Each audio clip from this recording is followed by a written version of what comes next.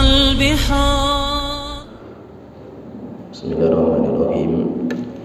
إن الحمد لله نحمده ونستعينه ونستغفره ونعوذ بالله من شرور أنفسنا ومن سيئات أعمالنا من يهده الله فلا مضل له ومن يضلل فلا هادي له وأشهد أن لا إله إلا الله وحده لا شريك له وأشهد أن محمدا عبده ورسوله أما بعد.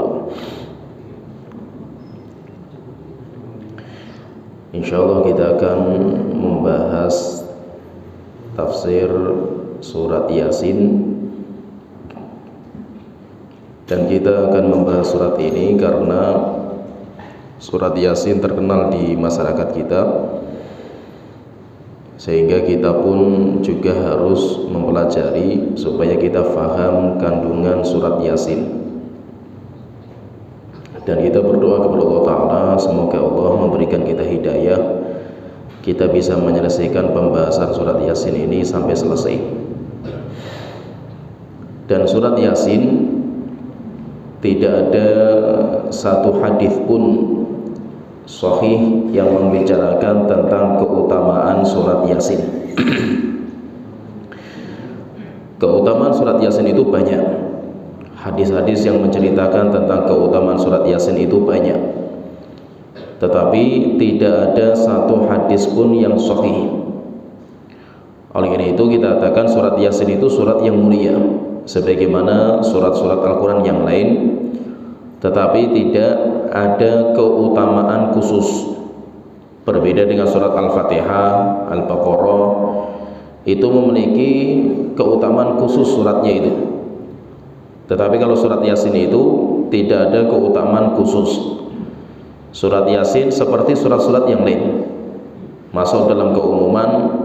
Siapa yang membaca satu huruf Al-Quran, falahu bikulli harfin hasanah, dia mendapatkan 10 kebaikan dari satu hurufnya, termasuk surat Yasin. Sehingga surat Yasin termasuk surat Al-Quran mulia. Tetapi kalau keutamaan khusus, semua hadis yang membicarakan tentang keutamaan surat Yasin secara khusus itu semuanya lemah. Bahkan sebagian ulama memasukkan hadis-hadis itu ke dalam al-maudu'at, hadis-hadis palsu. Di antara keutamaan surat Yasin yang disebutkan dalam beberapa hadis, dan hadis ini terkenal di masyarakat kita, sering dibaca, cuma derajat hadisnya itu tidak ada yang sahih. Seperti misalkan hadis dikeluarkan oleh Imam Tirmidzi dari Anas bin Malik radhiyallahu anhu, Rasulullah sallallahu alaihi wasallam beliau bersabda, "Inna likulli syai'in qalban." Segala sesuatu itu pasti ada hatinya. Setiap segala sesuatu itu ada hati. Wa qalbul Qur'an Yasin. Dan hatinya Al-Qur'an itu adalah surat Yasin. Wa man qara'a Yasin kataballahu lahu bi qiraatihi qiraatal Qur'an asyra marratin. Siapa yang membaca surat Yasin satu kali, Allah mencatat baginya seperti menghatamkan Quran 10 kali. Siapa yang membaca sekali satu surat, maka seperti menghatamkan 30 juz 10 kali. Tetapi hadis ini, kata Syalbani dalam kitab Ad-Dhaifah, beliau mengatakan maudhu, hadis itu palsu, hadisnya lemah, bahkan beliau mengatakan hadisnya palsu. Hadis yang lain, hadis dikeluarkan oleh oleh Abu Hurairah, dikeluarkan oleh Imam Ad-Darimi.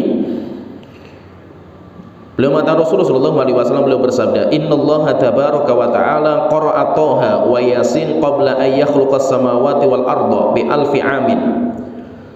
Allah membaca surat Thaha dan Yasin sebelum menciptakan langit dan bumi 1000 tahun sebelumnya. 1000 tahun sebelum Allah menciptakan langit dan bumi. Falamma sami'atil malaikatul Qur'an qalat. Ketika malaikat itu mendengar Al-Quran, maka malaikat mengatakan, tuba li ummatin yang zilu hadha alaiha, wa tuba li ajwafin tahmilu hadha, wa tuba li alsanatin takallamu bihadha. Sungguh kebaikan bagi sebuah umat yang diturunkan kepadanya surat ini. yaitu surat Toha dan Yasin. Dan sungguh sangat mulia lisan-lisan yang membaca surat ini. Tetapi hadisnya, kata Syalbani, beliau mengatakan hadis ini mungkar, hadisnya lemah juga, nggak bisa dipakai. Hadis yang lain dikeluarkan oleh Imam Abu Dawud, Imam Ibnu Majah dari sahabat Ma'qil bin Yasar. Beliau mengatakan Rasulullah SAW beliau bersabda, Iqra'u Yasin ala mautakum. Bacakan surat Yasin bacakan surat Yasin kepada mayit kalian. Kepada mayit kalian. Dan ini pun, hadis ini pun Syalbani mengatakan hadis ini falam yasih fihi hadis. Tidak ada satu hadis pun keutamaan membaca Yasin di hadapan mayit. Itu hadisnya pun lemah juga. Kalau yang ada itu, yang sahih itu laqinu mautakum la ilaha illallah. Talqinkan mayit kalian dengan la ilaha illallah. Dan mayit itu apa? Mayit itu bisa diartikan dua. Bisa diartikan orang yang memang sudah pasti mati, yaitu sudah mati, rohnya sudah keluar. Bisa juga mayit itu orang yang kemungkinan besar mati, yaitu apa? Sakit parah sampai sakratul maut. Dan prakteknya itu orang yang sudah sakratul maut ditalkinkan. Tapi kalau membaca surat Yasin bagi orang yang meninggal, itu hadisnya, kata Syalbani, falam yasihhu fihi hadis. Tidak ada satu hadis pun yang sahih. Hadis yang lain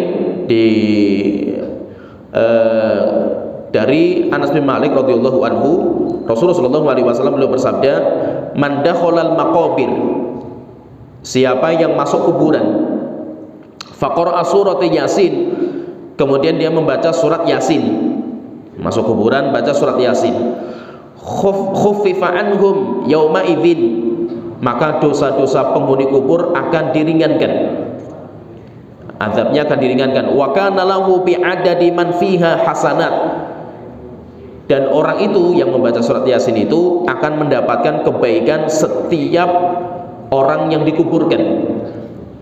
Ini hadis ini, kata Syalbani, beliau mengatakan hadis ini maudhu, hadis ini palsu. Berarti kalau kita perhatikan itu, ini hadis-hadis yang terkenal di kita dan sering dipatahkan oleh masyarakat kita.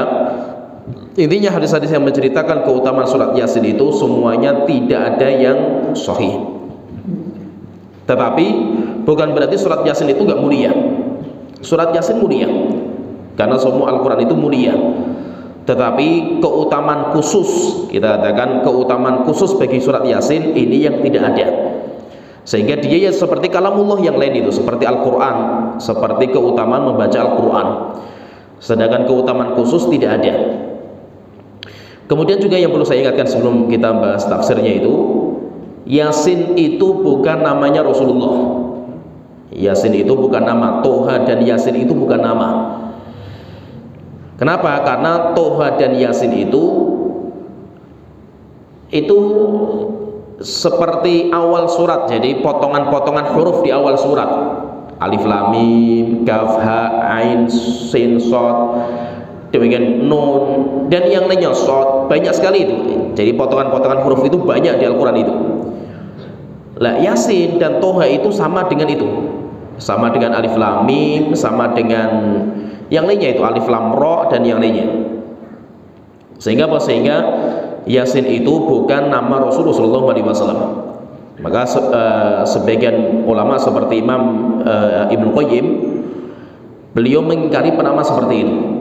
Bahkan sebagian ulama disebutkan oleh Syekh Bakar Abu Zaid melarang memberikan nama dengan potongan surat, yaitu potongan ayat, seperti ayat muqatta'ah. Itu sebagian mengatakan menamakan dengan ayat-ayat muqatta'ah itu hukumnya makruh. Kenapa tidak dibolehkan atau hukumnya itu dibenci? Karena nama itu doa. Nama itu doa. Sehingga seorang muslim itu namanya itu harus maknanya baik. Rasulullah kalau mendapatkan ada seorang sahabat namanya jelek, ada namanya hazin, orang yang sedih, sama Rasulullah diganti sahal, orang yang mudah. Kenapa? Karena nama itu mimbabi doa. Sedangkan Toha dan Yasin gak ada artinya. Artinya apa? Gak ada itu. Seorang muslim tidak memberikan nama yang tidak ada artinya. Oleh itu, Toha dan Yasin itu bukan termasuk nama Rasulullah SAW. Maka intinya di sini, kalau orang itu membaca surat Yasin maka bagus. Kenapa? Karena surat Yasin itu surat Al-Quran. Tetapi kalau dikhususkan karena meyakini ada kemuliaan khusus, masuk kuburan baca surat Yasin, berdalil dengan hadis tadi, maka kita katakan hadisnya lemah. Demikian juga membacakan mayit surat Yasin, itu pun kita katakan hadisnya lemah juga.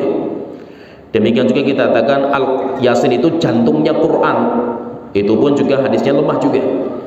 Sehingga tidak ada hadis yang sahih yang membicarakan tentang kemuliaan surat Yasin. Sekarang kita akan masuk ke surat Yasin. Allah Ta'ala berfirman, Bismillahirrahmanirrahim, dan surat Yasin itu surat Makkiyah. Surat Makkiyah. Dan ciri surat Makkiyah itu, kalau kita baca surat Makkiyah itu biasanya suratnya itu ayatnya pendek-pendek. Jadi ayatnya itu pendek-pendek. Kalau yang ayatnya panjang-panjang itu biasanya Madaniyah. Oleh itu surat Al-Baqarah itu mayoritas Madaniyah karena ayatnya panjang-panjang. Sampai di surat Al-Baqarah itu ada satu ayat, satu muka sendiri itu, berkaitan dengan hukum utang piutang. Sehingga surat Makkiyah itu biasanya pendek-pendek ayatnya itu. Maka juz 30 itu banyak yang Makkiyah. Enggak semua Makkiyah juz 30 itu, tapi banyak yang Makkiyah. Kemudian biasanya pembahasan surat Makkiyah itu pembahasan masalah iman, masalah hari kiamat, masalah iman, masalah sabar, menghadapi orang kafir, dan yang lainnya itu.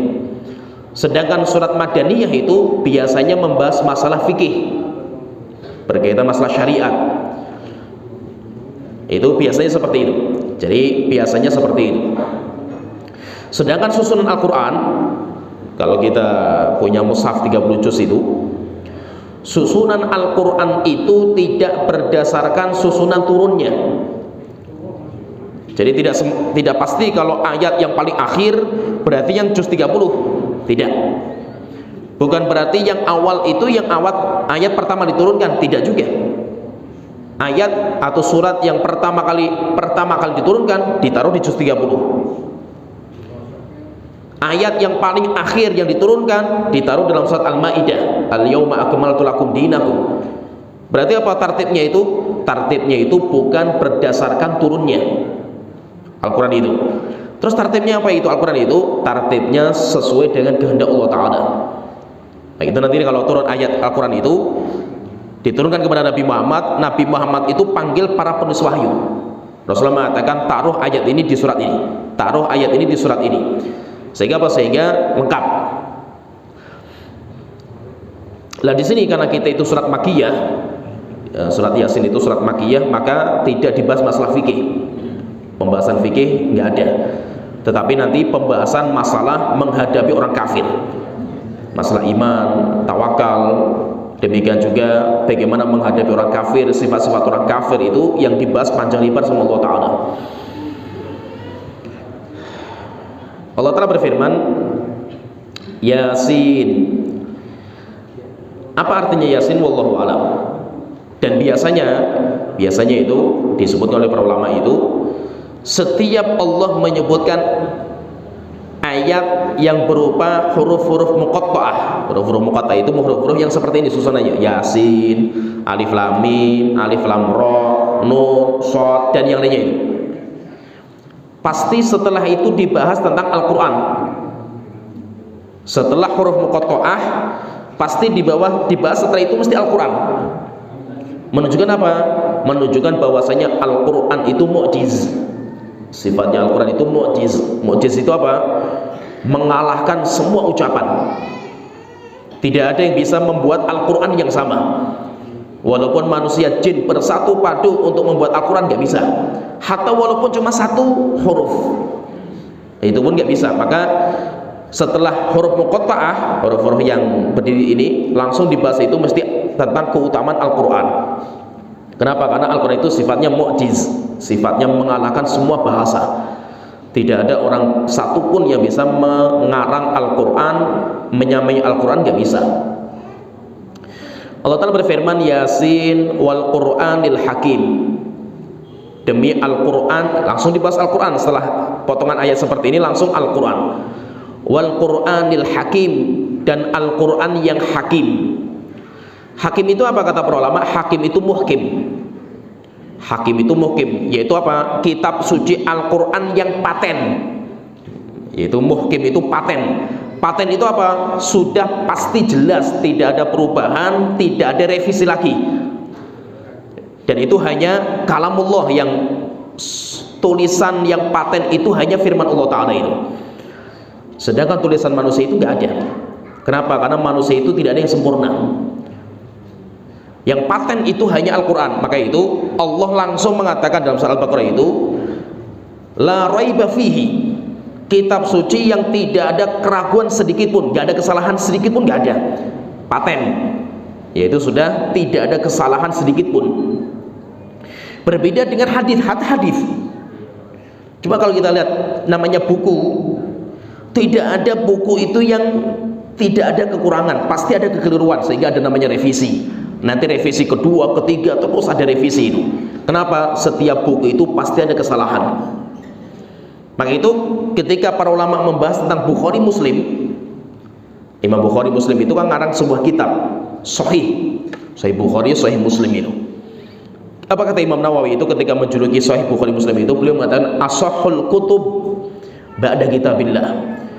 Kitab Bukhari Muslim itu adalah kitab yang paling sahih setelah Al-Quran.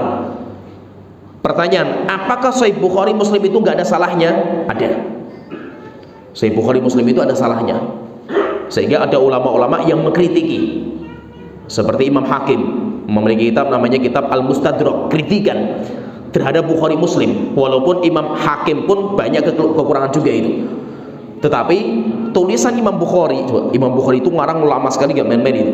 16 tahun belum ngarang kitab itu. Dan setiap menyampaikan satu hadis, beliau itu sholat 2 rakaat, sholat istikharah. Itu saja dikritiki juga Imam Bukhari itu. Apalagi Imam Muslim kritikannya lebih banyak.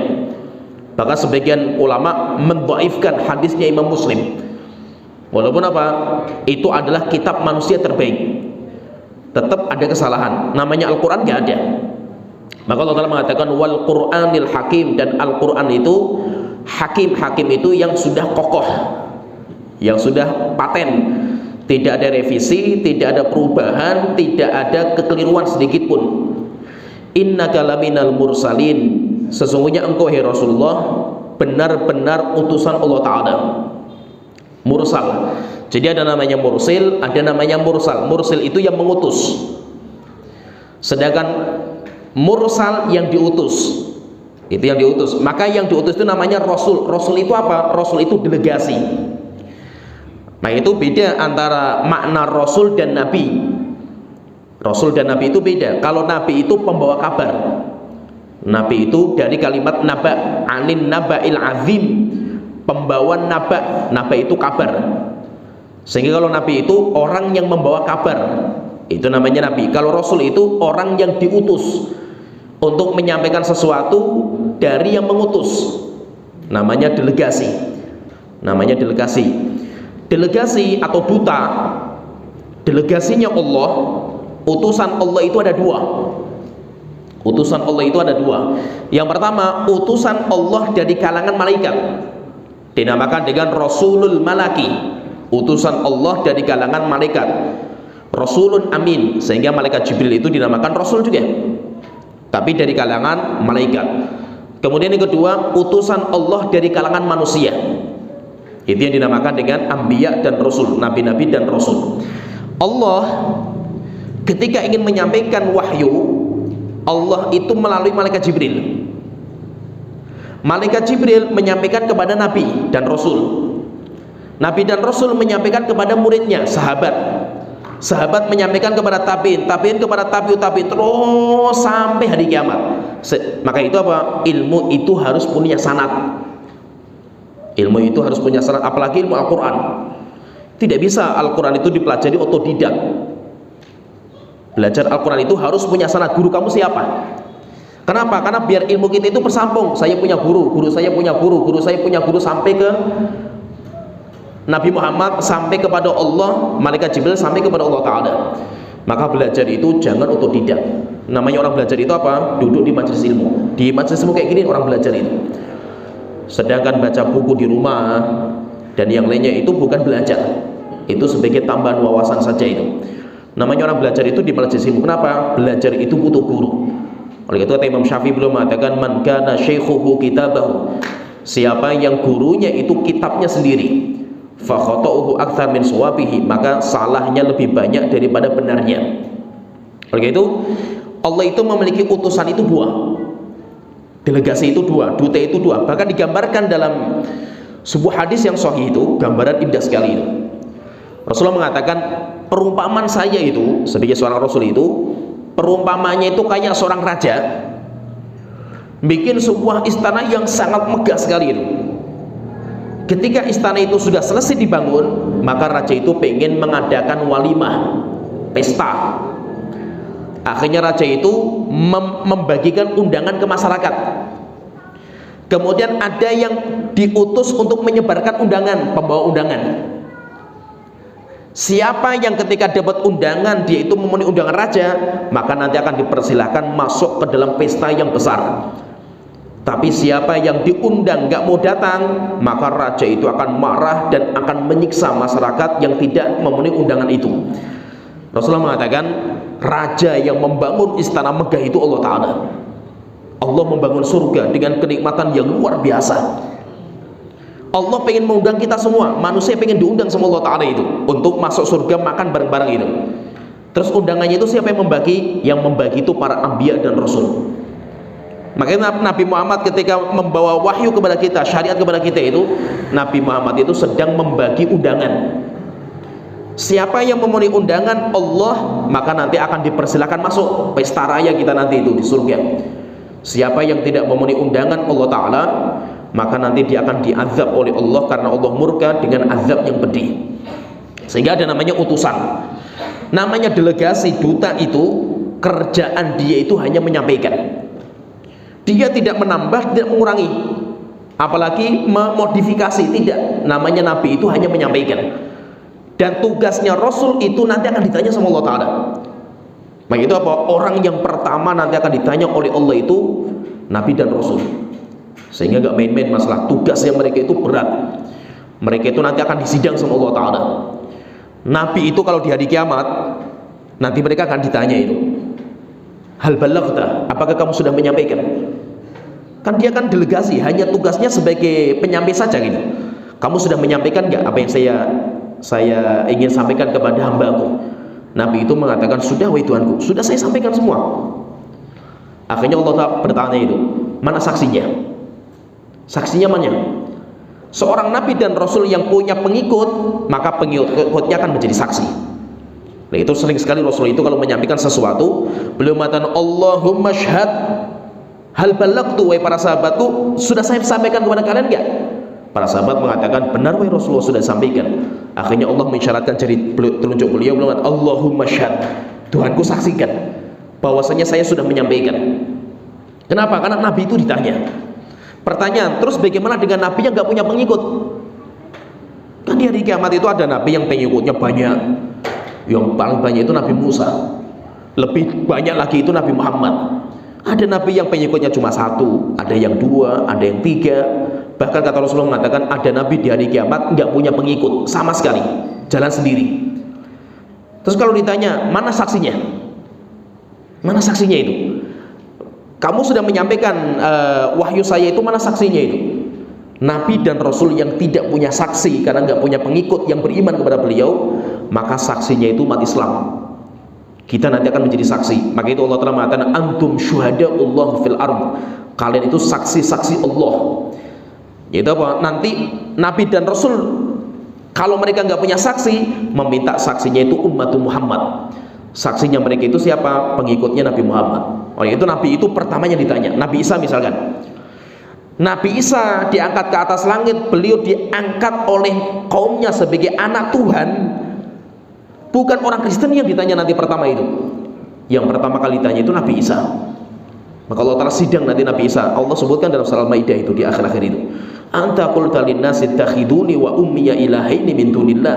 Wahai Isa, apakah kamu itu dulu pernah mengatakan, wahai umatku, jadikan aku dan ibuku dua sesembahan selain Allah Ta'ala? Akhirnya Nabi Isa mengatakan, wahai Tuhanku, saya nggak pernah mengatakan seperti itu gitu. Berarti apa? Nabi itu akan disidang. Nabi itu akan disidang, jadi nggak main-main. Nabi disidang, yang disidang itu orang paling tinggi dulu itu. Nabinya pertama disidang, ulamanya pertama kali yang disidang itu. Sehingga apa nggak main-main itu. Orang yang punya ilmu itu nggak main-main itu. Mereka pertama kali yang disidang sama Allah Ta'ala, apakah mereka menyampaikan ilmunya atau tidak. Innaka laminal mursalin, engkau wahai Rasulullah benar-benar seorang utusan. Walaupun banyak manusia zaman itu yang nggak beriman. Ala siratim mustaqim, dan engkau itu berada di atas siratal mustaqim, di atas jalan yang lurus. Yaitu Nabi Muhammad itu jalannya lurus. Dan jalan yang lurus itu apa? Jalan yang lurus itu berkaitan dengan agama, yaitu berkaitan masalah manhaj, masalah metode kita beragama. Yaitu agamanya Rasulullah itu agama yang lurus, dan agamanya Rasulullah itu hanya dua. Kalau kita ingin tahu agamanya Rasulullah itu cuma dua.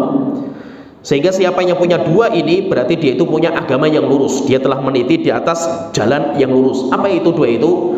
Ilmu nafi dan amal soleh. Nabi itu semuanya berjalan di atas jalan yang lurus. Jalan yang lurus itu apa?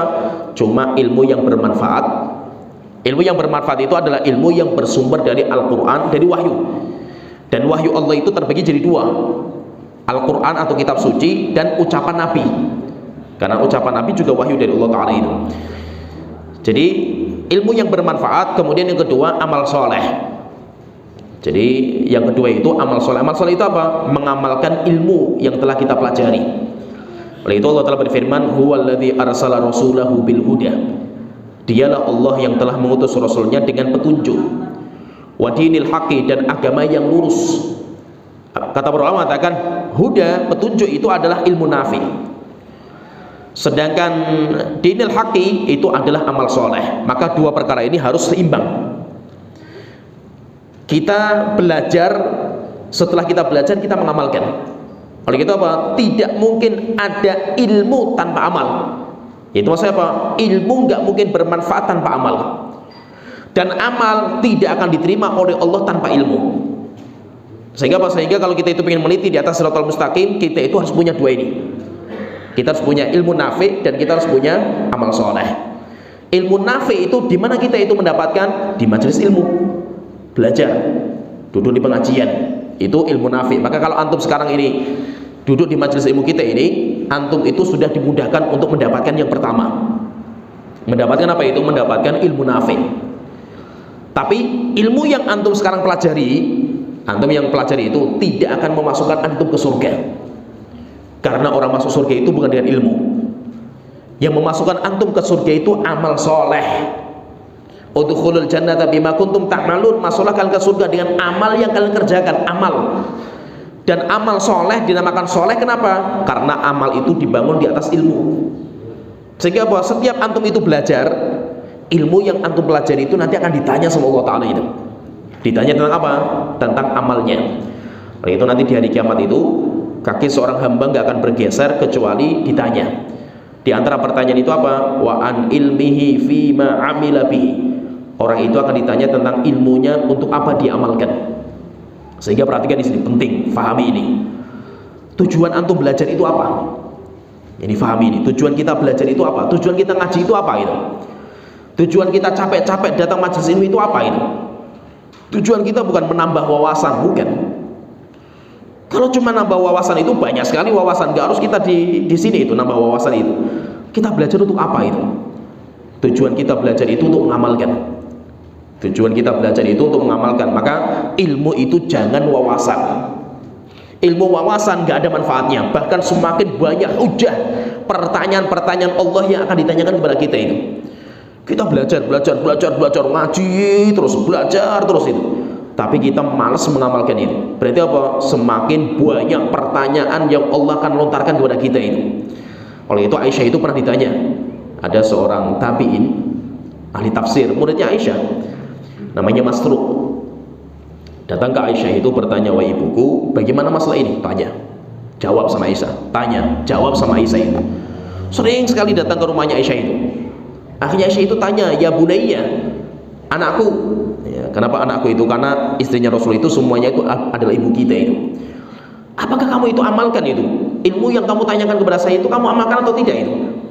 Maka dia mengatakan, wahai ibuku, kalau masalah amal saya masih banyak kekurangan. Maka Aisyah mengatakan, limadza tukthirul hujjata 'alaika? Kalau seperti itu ngapain kamu perbanyak hujah yang akan bantah kamu nanti di hari kiamat itu? Maka itu para sahabat itu kalau belajar kan nggak banyak-banyak itu. Belajar Al-Quran itu cuma 10 ayat. Tidak akan melampaui atau melanjutkan ayat itu kecuali memahami dan mengamalkan. Setelah mengamalkan selesai, baru tambah lagi ilmunya itu. Kalau kita kan Masya Allah itu, kita Masya Allah belajar cepat sekali. Hafal Quran bisa kita itu setahun 2 tahun itu pondok-pondok tahfidz itu. Sedangkan sahabat itu, Abdullah bin Umar itu menghafal Al-Baqarah saja itu 2 juz setengah itu butuh 12 tahun. 12 tahun itu. Berarti kalau Abdullah bin Umar itu sekolah di sekolah kita, nggak tahu itu nilainya berapa itu. Paling bodoh mungkin, paling dedel itu. Kenapa? Di kita itu targetnya itu 30 juz bisa 2 tahun selesai kan itu. Abdullah bin Umar itu butuh 12 tahun. Umar bin Khattab dan sebagian riwayat itu butuh 8 tahun ngafal surah Al-Baqarah itu. Kenapa? Karena mereka tahu tujuan ilmu itu bukan untuk wawasan, nambah pengetahuan intelektual, bukan. Tujuan kita belajar itu untuk mengamalkan. Kalau itu terkadang apa kata para ulama itu, ilmu sedikit yang kita dapatkan tapi kita bisa mengamalkan itu lebih banyak daripada ilmu banyak tapi sedikit amalnya itu. Maka itu apa? Maka PR kita yang sudah belajar ilmu nafi itu, PR kita itu bagaimana kita bisa mengamalkan ilmu itu PR kita itu. Kalau kita sudah dimudahkan untuk belajar, setelah itu kita bisa mengamalkan, maka kita itu telah meniti di atas siratal mustaqim. Innaka laminal mursalin, engkau wahai Muhammad itu benar-benar utusan Allah Ta'ala, ala siratim mustaqim, dan engkau itu di atas jalan yang lurus. Tanzilal azizir rahim, dan Al-Quran itu diturunkan dari Allah Al-Aziz yang maha perkasa dan maha bijaksana. Al-Quran itu diturunkan. Al-Quran diturunkan, semua orang muslim itu faham, percaya Al-Quran itu diturunkan karena lafadznya banyak sekali, Tangzil itu banyak sekali itu. Kalau seandainya Al-Quran diturunkan, berarti Allah itu di mana itu?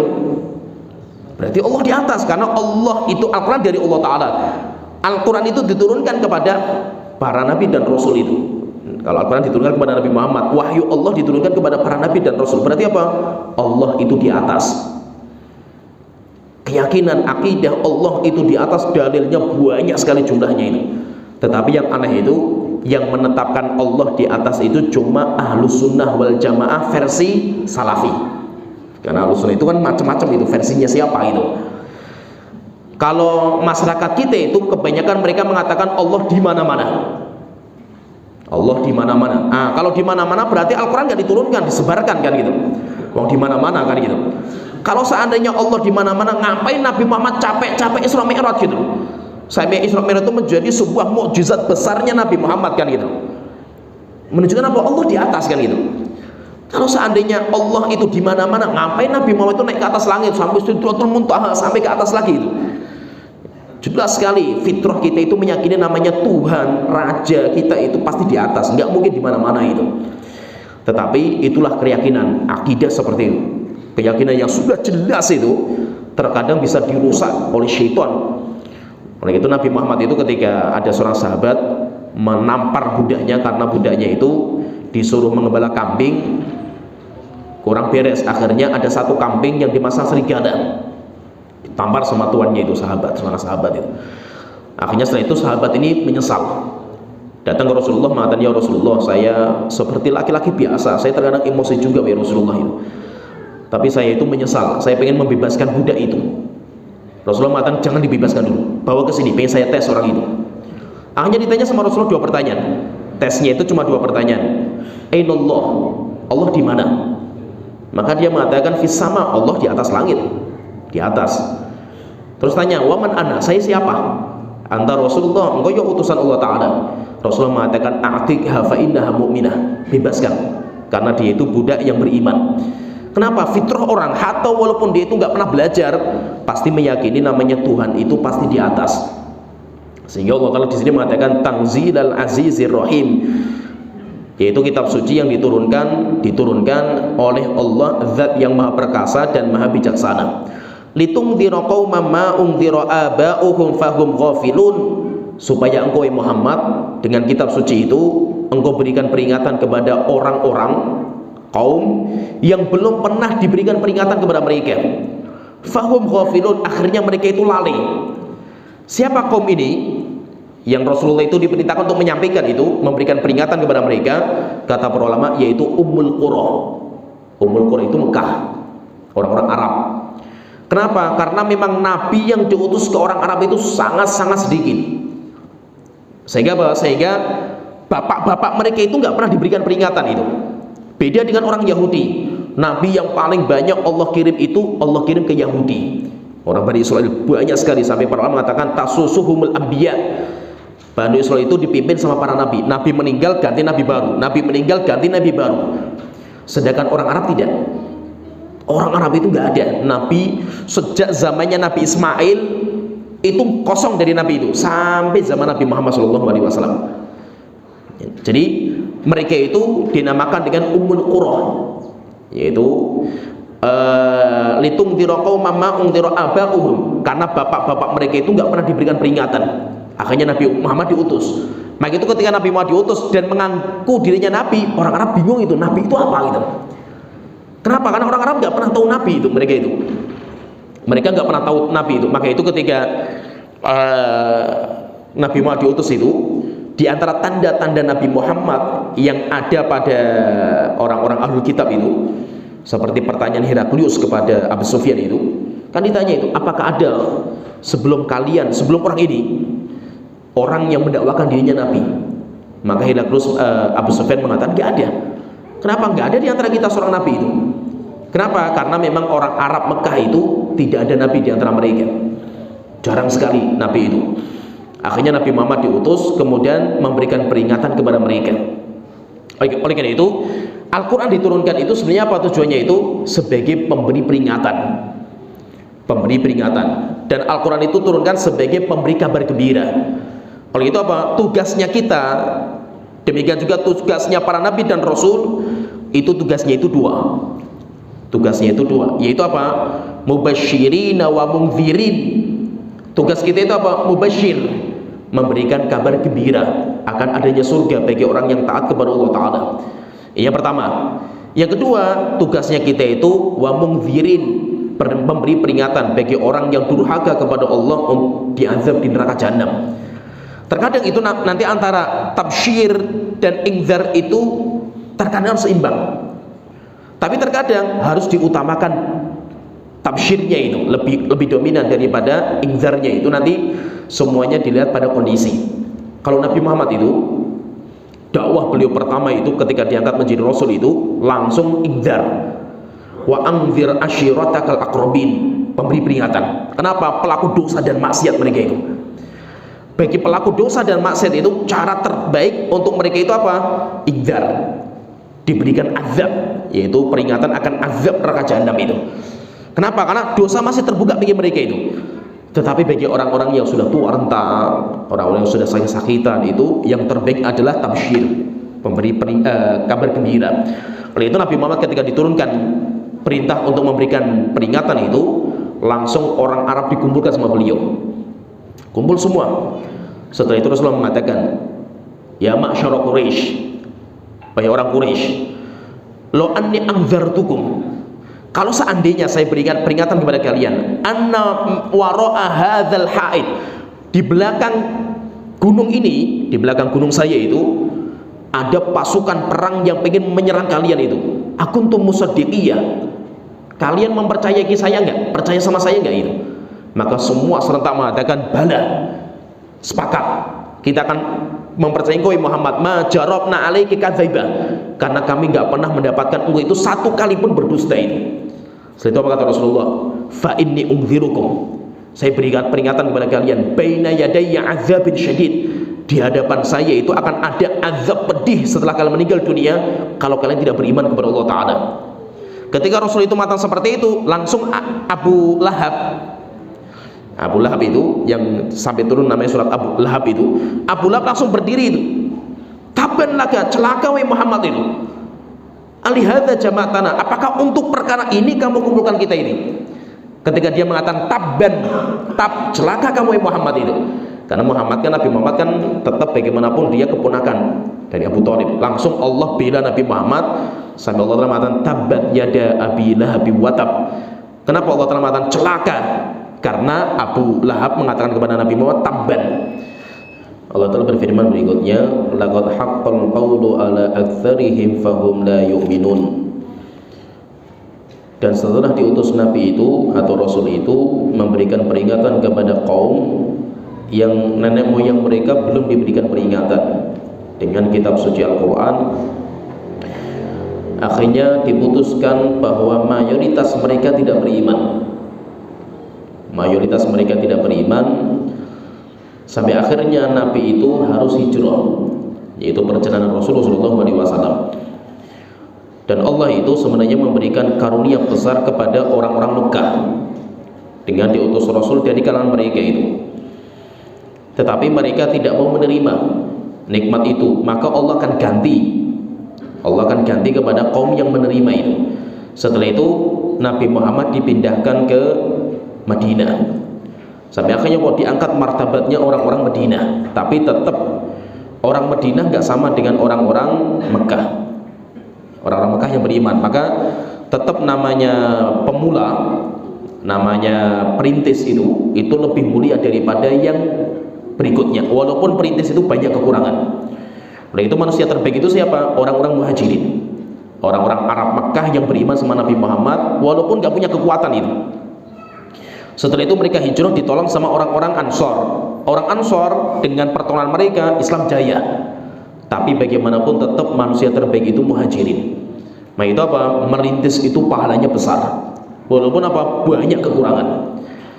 Walaupun apa, nanti akan melanjutkan orang-orang berikutnya itu yang akan sempurna itu, tapi tetap pahala merintis itu besar. Nah itu Rasulullah mengatakan man sanna fil islami sunnatan hasanah. Siapa yang memulai pertama kali kebaikan di sebuah kampung misalkan nggak pernah tahu namanya sunnah ini itu, kita memulai itu dicaci maki, dan yang lainnya itu.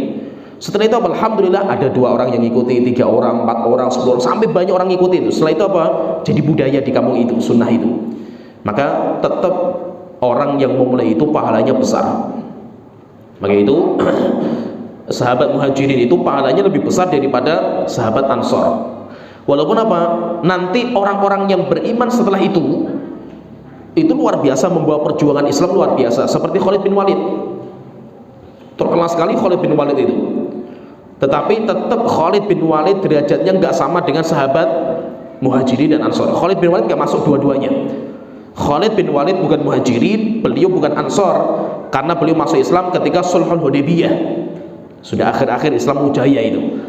Sehingga ketika Khalid bin Walid itu pernah suatu ketika itu ada masalah dengan Abdurrahman bin Auf, sahabat awal-awal masuk Islam, Abdurrahman bin Auf muhajirin.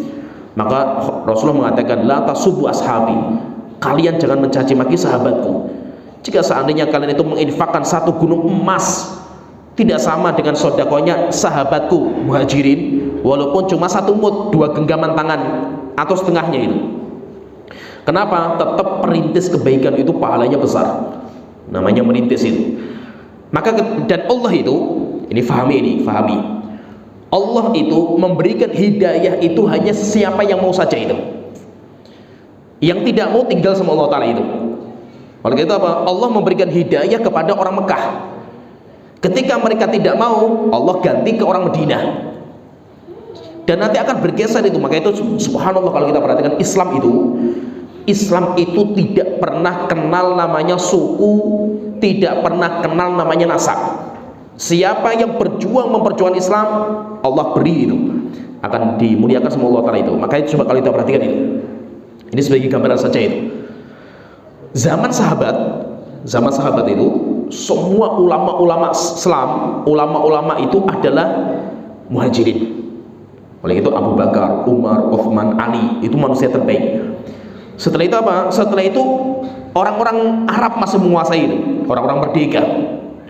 Tapi luar biasanya coba perhatikan itu. Setelah generasi sahabat berakhir itu masuk generasi tabi'in yang menjadi ulama-ulama dunia Islam itu bekas-bekas budak.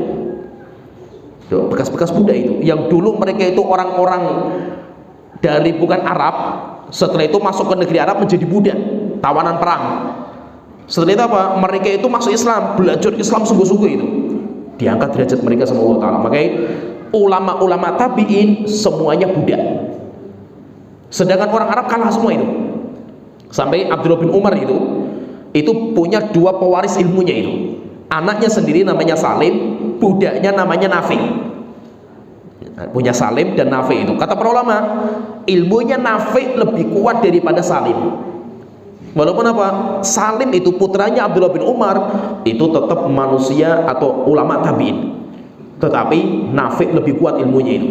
Oleh itu kalau kita belajar hadis itu, silsilah Zahabiyah itu kalau Imam Malik, Nafi, Abdullah bin Umar, Rasulullah itu. Karena cuma 4 orang itu. Itu silsilah terbaik. Kenapa? Karena Nafi itu lebih kuat daripada Salim. Setelah itu apa? Berjalan waktu masih orang Arab yang memegang ilmu itu masih orang Arab itu. Sampai ulama mazhab. Ulama-ulama mazhab kan orang Arab semua itu. Imam Abu Hanifah, walaupun bukan Arab Mekah, bukan Muhajirin, bukan Ansar, bukan Quraisy. Orang Imam Abu Hanifah, Imam Malik di Medina. Imam Syafi'i termasuk Quraisy. Setelah itu Imam Ahmad orang Irak.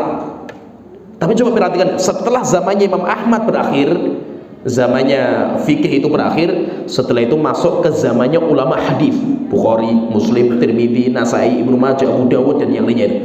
Siapa mereka? Mereka orang-orang ajam. Mereka bukan Arab. Imam Bukhari daratan Uni Soviet, Imam Muslim juga daratan Iran. Sehingga apa? Sampai akhirnya nanti berjalan sampai nembus Eropa itu. Sampai akhirnya nanti Turki, zaman kejayaan Turki itu, orang Eropa Turki itu yang menjayakan Islam. Sampai akhirnya apa? Nanti orang-orang dari Mongolia yang dulu menjajah Islam, akhirnya mereka masuk Islam dan nanti mereka akan memperjuangkan Islam mati-matian itu. Sehingga maksudnya itu apa? Islam itu akan Allah taruh kepada siapa yang berjuang. Siapa yang tidak mau berjuang tinggal sama Allah Ta'ala itu. Oleh itu apa? Dalam masalah dakwah pun kayak gitu tuh. Dalam masalah dakwah, antum namanya dakwah itu bukan kebutuhan ustadz, bukan kebutuhan pondok, bukan kebutuhan masjid, bukan. Dakwah itu kebutuhan kita semua itu, karena kita itu pengen masuk surga itu, kita pengen punya aset dakwah gitu. Karena pahalanya kan mengalir itu. Dakwah pun seperti itu. Antum mau berjuang, ayo. Nggak berjuang, tinggal gitu. Kenapa? Karena Allah nggak butuh antum gitu. Allah nggak butuh kita itu. Kalau kita nggak mau berjuang agama kita, yuk kita akan ditinggal sama Allah Ta'ala itu, akan diganti. Oleh itu, siapa yang akan berjuang untuk agama, maka dia itu akan dimudahkan sama Allah Ta'ala, diangkat derajatnya sama Allah Ta'ala. Siapa yang tidak berjuang, tinggal sama Allah Ta'ala. Maka itu apa? Ketika antum itu punya kesempatan untuk memperjuangkan agama, ayo kita perjuangkan agama sesuai dengan kemampuan kita itu. Jangan sampai apa? Jangan sampai kita ditinggal sama Allah Ta'ala itu. Gerbong jalan terus dakwah itu, sedangkan antum sudah ketinggalan jauh sekali itu. Nah itu kalau kita perhatikan termasuk ilmu itu. Ilmu itu kata para ulama apa itu? Laukana ahlul ilmi sonul ilma sonahum. Jika seandainya orang yang berilmu itu, saya misalkan saya punya ilmu, dan saya untuk mendapatkan ilmu itu susah payah saya itu. Bukan sesuatu yang mudah itu, bukan sesuatu yang murah ilmu itu. Ilmu itu mahal. Untuk mendapatkan ilmu itu harus kita korbankan dunia dan seisinya itu. Oleh itu ulama-ulama zaman dulu itu kalau datang seorang penuntut ilmu itu, apa kata mereka? Khosaro, bangkrut kamu itu. Kenapa? Kamu kalau belajar bangkrut kamu itu. Kenapa bangkrut? Nggak dapat dunia kamu itu. Kalau pengen dapat ilmu, tinggalkan keluarga, tinggalkan istri, tinggalkan anak, tinggalkan pekerjaan, semua ditinggalkan, baru kita dapat ilmu sedikit. Berarti apa? Ilmu itu nggak main-main itu, berat kita mendapatkan ilmu itu. Oleh itu kata para ulama mengatakan, jika seandainya orang yang berilmu itu, saya misalkan seorang ustadz, demikian juga seorang ulama misalkan itu, menjaga ilmu. Jadi memang ilmu itu dibuat kayak sesuatu yang privasi dan mahal itu. Dan ilmu itu apa? Diberikan kepada orang yang layak. Ilmu itu diberikan kepada yang lain itu, maka niscaya ilmu itu akan mengagungkan mereka, akan mengangkat derajat mereka itu. Tapi kata ulama, tetapi rupanya ilmu itu diberikan kepada orang yang nggak butuh gitu. Akhirnya apa? Ilmu menjadi hina. Pembawa ilmu, panci-panci ilmu hina di mata orang itu. Kenapa? Karena kita itu butuh akan dunia mereka. Kita yang berilmu misalkan, saya misalkan itu, supaya saya itu diangkat martabatnya oleh Allah itu caranya bagaimana itu? Saya berikan ilmu kepada orang yang membutuhkan. Antum butuh ilmu, saya ajari. Itu sama diri seperti itu. Kalau antum nggak butuh, saya nggak akan ngasih itu. Hatta antum orang kaya itu, Jika seandainya ilmu itu diberikan kepada yang membutuhkan, yang dia itu datang memang mau belajar, berikan. Tetapi rupanya ilmu itu, kata ulama itu, ilmu itu nanti para penuntut ilmu, para ulama itu memberikan kepada orang yang nggak butuh ilmu gitu. Orang kaya, pejabat tinggi, dia nggak butuh ilmu itu. Kita datang untuk menyampaikan. Kenapa? Karena kita pengen juga mendapatkan dunia mereka itu. Akhirnya apa? Ulama itu hina dina di mata orang itu. Dan itu yang kita lihat itu. Itu yang kita lihat. Ketika ulama sudah mendatangi orang kaya, ulama mendatangi para pejabat, man qara'a abwaaba sultan iftutin, kata Rasulullah dalam sebuah hadis itu, siapa yang mengetuk pintunya penguasa akan terfitnah itu. Maka ulama itu harus menjaga ilmu. Bagaimana menjaganya itu? Berikan ilmu kepada yang membutuhkan. Siapa saja itu. Siapa yang gak butuh gak usah diberikan itu. Siapa yang gak butuh gak usah diberikan. Kenapa? Karena ilmu itu bukan polesan gitu. Oleh itu saya itu paling gak suka ini saya sampaikan di sini. Saya itu paling gak suka kalau ada acara-acara pertemuan itu suruh menyampaikan kajian itu. Nikahan suruh ngisi kajian, saya paling gak suka gitu. Kenapa? Karena orang pada nggak butuh ilmu semua itu, ngobrol, makan. Yang mereka butuhkan itu makan. Orang datang walimah itu pengen makan, bukan untuk ngaji kan gitu. Akhirnya bos saya nggak sama sekali itu. Maka berkali-kali saya disuruh khutbah nikah itu tak serahkan ke ustadz yang lain. Kenapa? Saya ngobrol, yang lain ngobrol juga itu. Saya nyampaikan ilmu, orang nggak butuh ilmu semua gitu. Maka daripada saya menyampaikan di masjid seperti itu, mending di pengajian di masjid, kajian datang orang jauh-jauh berdatangan, saya ngisi kajian. Orang datang itu butuh gitu. Ya. Demikian juga jangan sampai mentang-mentang orang kaya raya itu. Orang kaya raya seenaknya manggil ustadz itu. Ustadz, saya mau ngadakan pengajian di rumah itu. Anda siapa gitu? Ya kan? Gara-gara orang kaya akhirnya apa? Ustadz cuma dipanggil saja itu. Ilmu gak semurah itu gitu. Oleh itu apa? Kalau seandainya kita sebagai seorang ustadz itu, seorang yang kita jaga diri itu. Jangan sampai apa? Gara-gara yang manggil itu orang kaya, kajian rutin kita liburkan gitu. Libur dulu karena saya diundang sama si fulan itu. Kajian rutin yang di masjid itu lebih mahal. Kenapa? Yang datang ke masjid itu orang butuh gitu. Sedangkan orang kaya yang di rumah belum tentu mereka itu tujuannya itu ngaji, tujuannya arisan kan gitu. Tujuannya arisan, mereka kumpul-kumpul itu. Sedangkan ustadz itu hanya pelipur lah, bumbu-bumbu saja lah. Mosok kita kumpul gak ada ustadznya kan gitu. Dan itu yang terjadi seperti itu, sehingga ustadz itu hanya bumbu saja kan gitu, pemanis acara sajalah itu. Manfaatnya apa kalau seperti ini? Bukan berarti nggak bagus kan kita menyampaikan kebenaran, iya. Tetapi apakah antum itu dihormati gitu? Ilmunya itu dihormati nggak sama mereka itu? Ilmunya akan dihormati ketika yang disampaikan itu orang-orang yang butuh gitu. Orang-orang yang butuh datang dari jauh-jauh, mereka itu menempuh perjalanan sampai ke masjid, sampai di majelis ilmu. Itulah orang-orang yang butuh sama ilmu, dan mereka yang paling tahu harganya ilmu itu. Ya paham ya? Sedangkan orang-orang yang kaya, para pejabat, mereka nggak butuh ilmu gitu. Sehingga apa? Sehingga kalau kita berikan ilmu kepada mereka, hina dina kita itu. Orang yang berilmu itu hina dina itu. Oleh itu maksudnya itu kita sebagai orang, ya intinya itu kita itu ada perjalanan dakwah itu akan berjalan, ilmu dakwah itu akan berjalan terus itu. Dan Allah itu akan mencari orang siapa yang layak itu. Yang gak layak tinggal sama Allah Ta'ala. Siapa yang gak layak tinggal, akan diganti dengan generasi yang lain itu. Akan diganti dengan orang yang lain itu. Maka kita itu harus punya andil. Kita harus punya andil, demikian juga kita harus berjuang untuk agama kita. Setelah itu Allah Ta'ala berfirman, ya, saya lanjut lagi ya sampai 7:30 ya. Allah Ta'ala berfirman, inna ja'alna fi a'naqihim aghlalan. Setelah itu Allah menceritakan sifat orang kafir. Bagaimana sifatnya orang kafir itu? Inna ja'alna fi terhadap hidayah. Hidayah itu yang mencakup ilmu tadi, termasuk juga amal kebaikan lah intinya itu. Inna ja'alna fi a'naqihim aghlalan. Sedangkan orang kafir terhadap hidayah yang dibawa sama Nabi itu, mereka itu kami jadikan di leher mereka itu rantai. Fahya ilal aqon, sampai ke dagu mereka rantainya itu. Fahum muqmahun, dan kepala mereka itu mau berdiri, mau diangkat, yaitu mereka mau ngangkat kepalanya itu, tapi rantainya berat sehingga nggak bisa itu. Wa ja'alna min baini aydihim saddan, dan kami jadikan depan mereka itu ada sit, ada paritnya. Wa min khalfihim sadda, di belakang mereka pun juga ada penutupnya juga itu. Fa aghshaynahum fahum la yubsirun, dan kami tutup mata mereka sehingga mereka nggak bisa melihat hidayah. Kalau sudah seperti itu, wasawaun alaihim a'andzartahum am lam tundzirhum la yu'minun, sama saja kamu berikan peringatan kepada mereka ataupun gak diberi peringatan, sama saja mereka gak beriman itu. Maksudnya berarti apa? Gambarannya orang kafir itu orang yang memang Allah binasakan mereka, Allah sesatkan mereka, dan Allah vonis mereka neraka jahanam. Apa itu gambarannya itu? Mereka itu tidak bisa menerima hidayah. Saking beratnya menerima hidayah itu kayak beratnya itu kayak ngangkat besi berapa ton semuanya itu. Subhanallah, beratnya luar biasa mereka itu mendapatkan hidayah. Sholat lima kali sehari itu. Apa susahnya itu?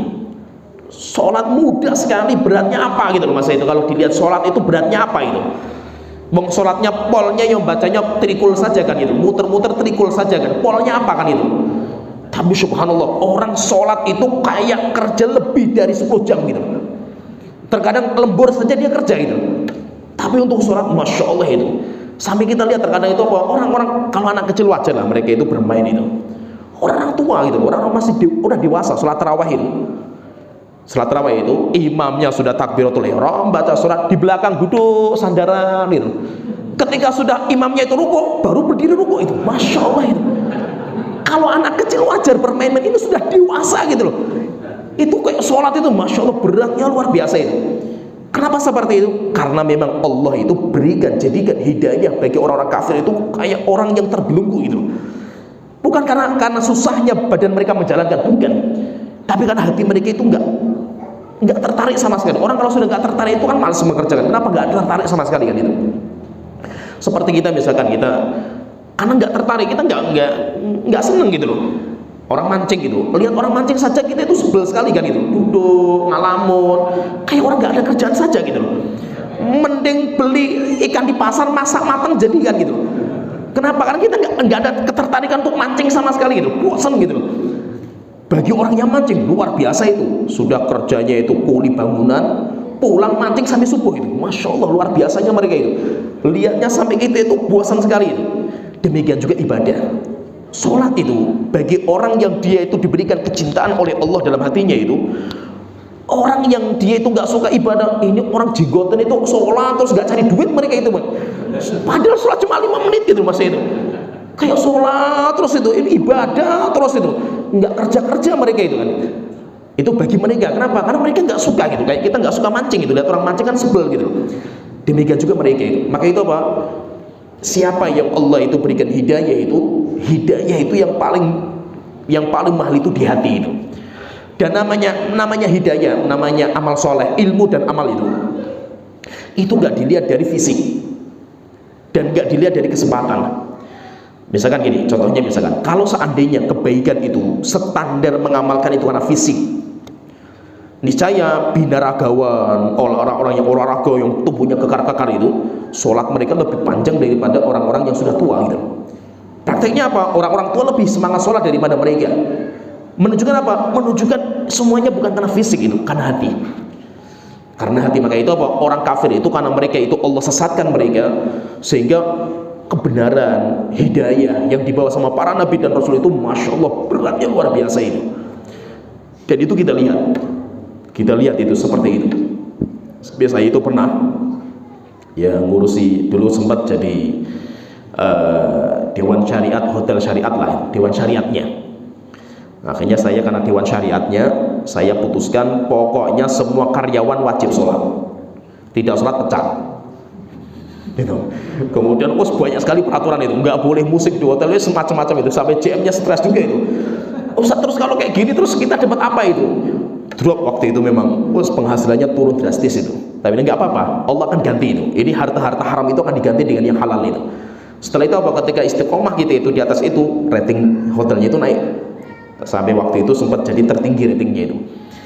Suatu ketika, ini bukan di situ ceritanya itu, ada chef orang muslim itu, chefnya di hotel itu, ketika ada peraturan wajib sholat, kemudian harus menghadap ke GM, tanda tangan, pokoknya harus sholat 5 waktu harus, selama kerja di kita itu. Akhirnya chefnya itu datang ke GM-nya itu cerita, Pak, kalau Bapak itu memerintahkan saya untuk lembur sampai 12 jam saya layani itu, mau berapa jam gitu. Tapi kalau sholat saya nanti dulu lah itu. Coba sholat belum bisa itu. Akhirnya apa? Bingung juga ini. Aduh, Kan ini staff paling utama di hotel itu kan. Terus gimana? Pecat wes. Pecat wes, pokoknya nggak bisa itu. Akhirnya setelah itu apa? Berikan pilihan, kamu sholat atau pecat. Coba pilihannya cuma itu doang itu. Sholat atau pecat. Dia mengatakan apa? Mending saya dipecat aja, Pak. Kalau orang muslim itu, ini orang muslim, Masya Allah. Orang kafir sih wajar itu, orang muslim itu. Sholat 5 waktu itu lebih berat daripada lemburan 20 jam gitu, bayangkan itu. Masya Allah, itu beratnya itu. Kayak sholat itu kayak Masya Allah, beban yang beratnya luar biasa gitu. Kenapa seperti? Bukan urusan badan mereka, tapi hati mereka yang memang disesatkan sama Allah Ta'ala itu. Oleh itu apa? Orang-orang kafir itu terhadap hidayah seperti itu. Sehingga masalah hidayah itu berat sekali bagi mereka untuk menerima itu. Kenapa? Karena hati mereka disesatkan sama Allah Ta'ala. Setelah itu Allah Ta'ala berfirman, sehingga apa? Sehingga terkadang mereka punya mata, mereka punya ilmu, itu semuanya gak ada manfaatnya. Kenapa? Karena Allah sesatkan hati mereka itu. Bukan berarti orang-orang kafir itu mereka gak tahu kebenaran. Sangat faham mereka itu, sangat-sangat faham. Bahkan Allah Ta'ala mengatakan ya'rifunahu kama ya'rifuna abna'ahum. Mereka itu tahu Nabi Muhammad itu secara detail itu, sebagaimana mereka itu mengetahui anak mereka. Detail sekali tahu mereka. Orang-orang Yahudi tahu semua itu tentang Nabi Muhammad itu, dan benar itu Nabi. Tetapi kata mereka, kita akan melawan Nabi itu. Setelah itu Allah Ta'ala berfirman, innama tunziru man ittaba'a dzikra wa khasyiyar rahmana bil ghaib. Sedangkan orang yang kamu berikan peringatan yang layak itu, yang akan menerima itu siapa itu? Peringatanku itu siapa yang menerima itu? Manittaba'a dzikra, orang-orang yang mengikuti petunjuk, wa khasyiyar rahmana bil ghaib, dan orang-orang yang takut kepada Allah dari perkara-perkara yang takut kepada Allah ketika sendirian. Fabasyirhu bimaghfiratin wa ajrin karim. Berikan kabar gembira kepada orang itu dengan pengampunan dan pahala yang melimpah. Jadi maksudnya itu memang terkadang itu dalam masalah dakwah itu Nabi Muhammad pun juga melihat itu kan, tetap Rasul itu melihat dakwah itu kalau semakin banyak diterima berarti semakin berhasil. Sehingga Rasulullah pun pikirannya seperti itu juga itu. Sehingga kalau orang ditanya sukses nggak dakwah kamu itu, suksesnya kalau pengikutnya banyak, suksesnya dakwah itu kalau bangunannya megah-megah gitu. Dan yang lainnya terkenal, itu berarti sukses itu. Allah mengatakan bukan itu standar suksesnya dakwah itu. Suksesnya dakwah itu ketika kita itu menyampaikan ilmu kepada orang-orang yang takut kepada Allah Ta'ala itu. Berarti apa? Kepada orang yang butuh itu. Nggak harus banyak. Maka banyak itu bukan standar itu.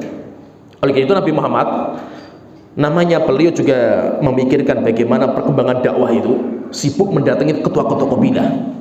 Sana. Ada suatu ketika itu Nabi Muhammad lagi pengen menasihati sebuah kabilah, ketua kabilah itu, tiba-tiba datang orang buta, Abdullah bin Ummi Maktum, pengen meminta nasihat itu.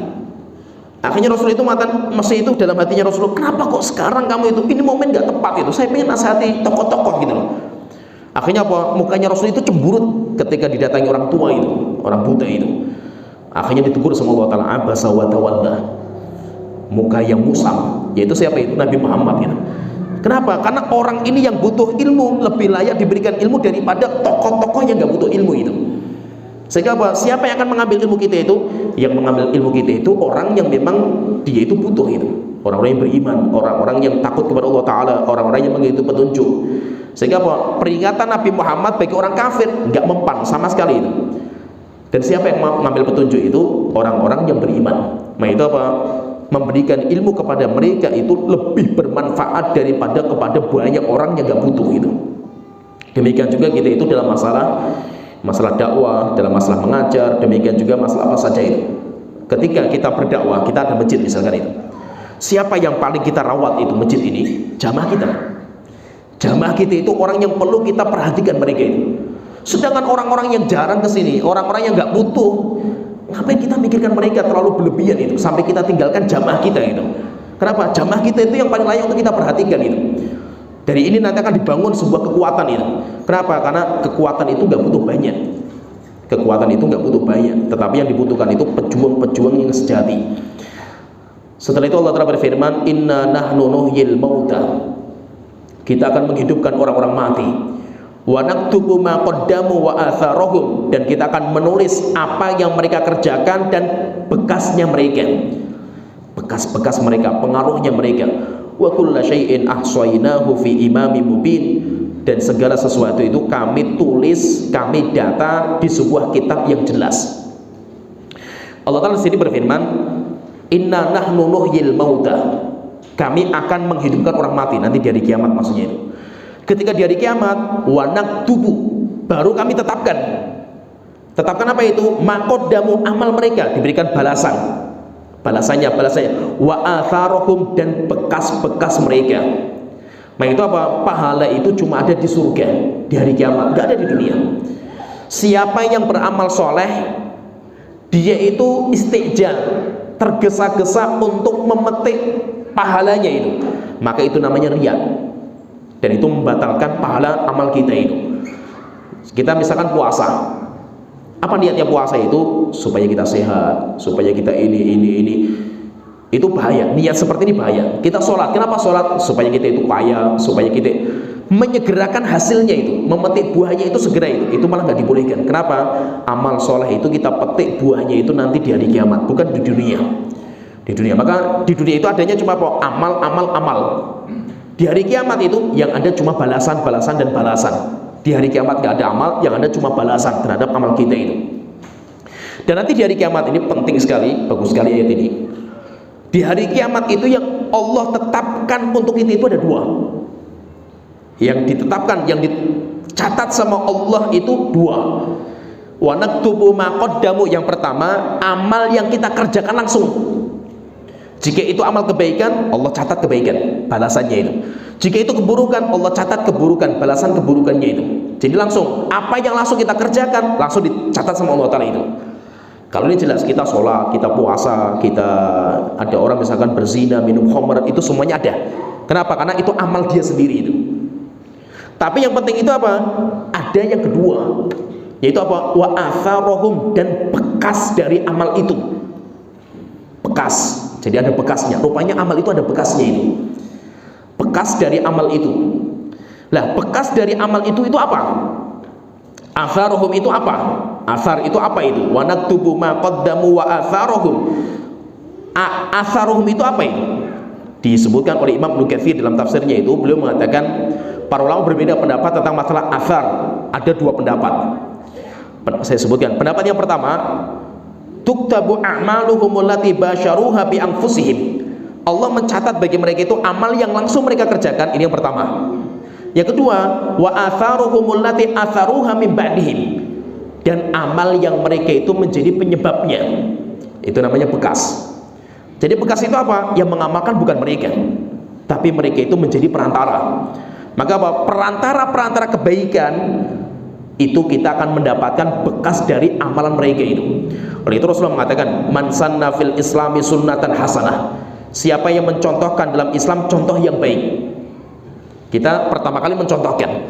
Setelah itu kana lahu ajruha, dia akan mendapatkan pahala amal itu. Pertama, dia itu mendapatkan pahala itu. Wa ajru man amila biha min ba'dihi, dan pahala orang-orang yang mengikutinya itu. Lah, yang mengikutinya itu namanya bekas amal kita itu.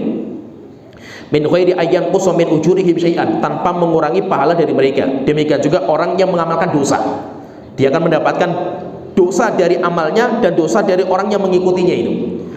Demikian juga Rasulullah mengatakan, idza mata ibnu Adam, jika ada orang meninggal dunia, in qata amaluhu, semua amalnya terputus. Amal apa itu? Amal yang kita kerjakan langsung itu. Salat kita terputus, puasa kita terputus itu.